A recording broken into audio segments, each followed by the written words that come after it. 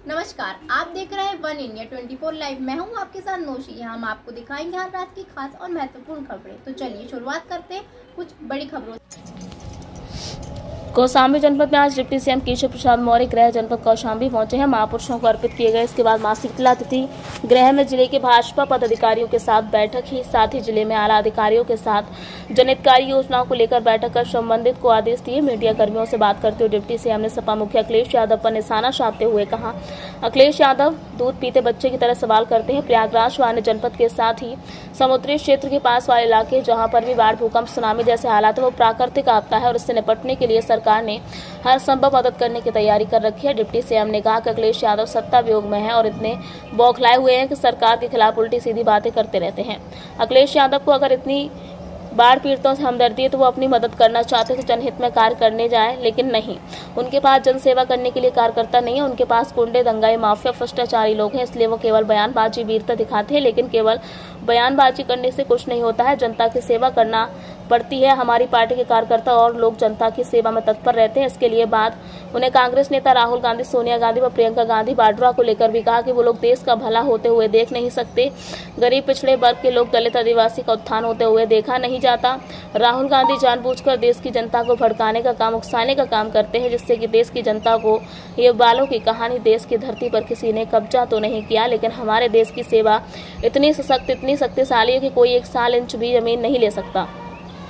राहुल गांधी जनता को केवल भड़काने का काम करते हैं। वो संसद भवन में सवाल पूछते हैं और हंगामा करते हैं। भविष्य में कांग्रेस का अस्तित्व ही नहीं रहेगा। पत्रकारों के द्वारा किसानों की फसल को लेकर सवाल किए गए, जिस पर डिप्टी सीएम ने कहा, फसल उजड़ने, बगीचे नष्ट होने के कई कारण है। सरकार किसानों के लिए भी लगातार कार्य कर रही है। साथ ही पत्रकार हित में बात करते हुए पत्रकारों ने सवाल किया, जिस पर डिप्टी सीएम केशव प्रसाद मौर्य ने कहा कि हमारी सरकार पत्रकारों के लिए संवेदनशील है और जब भी कोई विषय आएगा तो उसे अच्छे ढंग से कार्य किया जाएगा।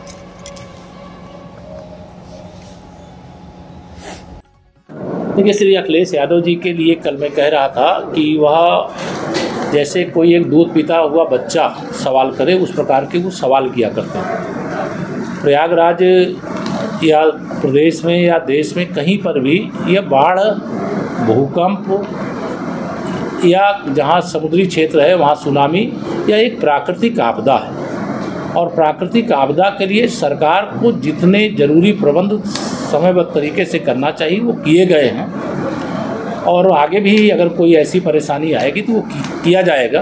लेकिन श्री अखिलेश यादव जी सत्ता वियोग में बौखलाए, विचलित और अनाप शनाप बातें करते हुए घूम रहे हैं। उनको इस प्रकार की बातें करने की जगह अगर उनके मन में तनिक भी प्रदेश की जनता के प्रति या बाढ़ पीड़ितों के प्रति भाव है तो उनकी सेवा में समय लगाएं।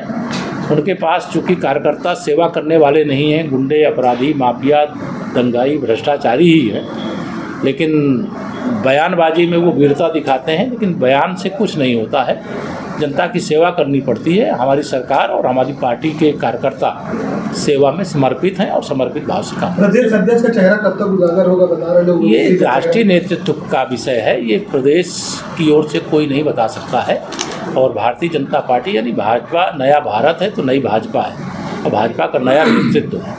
जो भी निर्णय होगा उसको जब होगा तो आप लोगों को जानकारी दीजिए। सर, प्रदेश की राजधानी में हिमालय सहकारी समिति की कंपनी है जो कि निर्बल सहकारी समिति के नाम से बना लेती है। तकरीबन 3,59,000 वर्ग मीटर जमीन का घोटाला होता है और उस पर लखनऊ के LDVC जो कालीन है उन पर भी आरोप होता है। तमाम लोगों को किया जाता है। 2018 में तैयार होती है, अभी भी कार्रवाई नहीं हुई। देखिए, ये तो ध्यान रखिए कि कोई गड़बड़ करेगा तो हमारी सरकार के समय जांच प्रक्रिया को पूरा करने तक तो वो बचा रह सकता है, लेकिन जांच प्रक्रिया पूरी होने के बाद अगर शिकायत में यह सत्यता पाई गई कि किसी ने गड़बड़ किया है तो उसकी बाकी ज़िंदगी सुख सुविधा से नहीं बीतेगी, उसकी बाकी ज़िंदगी जेल में बीतेगी। इसको लेकर के किसी को संशय नहीं होना चाहिए। सुप्रीम कोर्ट ने कहा है कि राहुल गांधी का सच्चे भारतीय होते तो ऐसा ना बोलते। सुप्रीम कोर्ट ने कहा है राहुल गांधी जी नेता, प्रियंका बोल रही है कि जज तय नहीं करेगा कौन सच्चा है। श्री राहुल गांधी जी या श्री प्रियंका वाड्रा जी या श्रीमती सोनिया गांधी जी,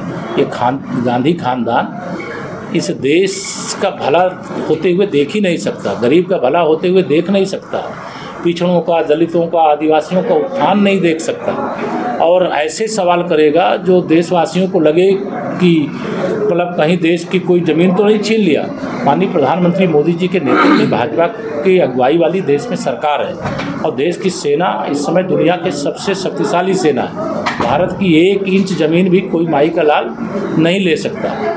लेकिन जो सवाल इनको संसद में पूछना चाहिए, पूछे सवाल, उनको कोई सवाल है, सवाल पूछने से संसद तो रोकती नहीं है। लेकिन ये तो हंगामा में समय काट दे। लेकिन सुप्रीम कोर्ट की जो फटकार है उसके बाद भी गांधी खानदान को समझ में नहीं आया है, लेकिन उनको समझ में आएगा और जनता समझाएगी। जब भी चुनाव होंगे कांग्रेस का अस्तित्व ही संकट में भविष्य में नजर आएगा, क्योंकि राजनीति जो की जाती है रचनात्मक की जाती है, नकारात्मक नहीं की जाती। और शामली का सवाल है, यहाँ पर अमरूद का उत्पादन पूरे देश में जाना जाता था, लेकिन विभागीय उपेक्षा के चलते अमरूद के बागान उजड़ते जा रहे हैं।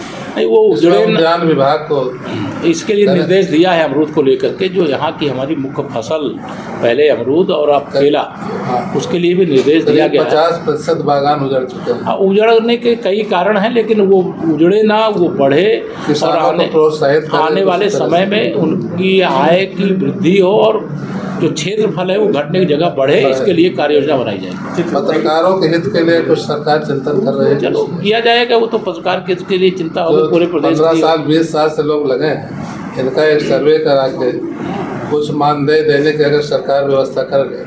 अभी तो बजट के समय व्यवस्था होती है, लेकिन पत्रकारों के लेकर के सरकार हमारी संवेदनशील है।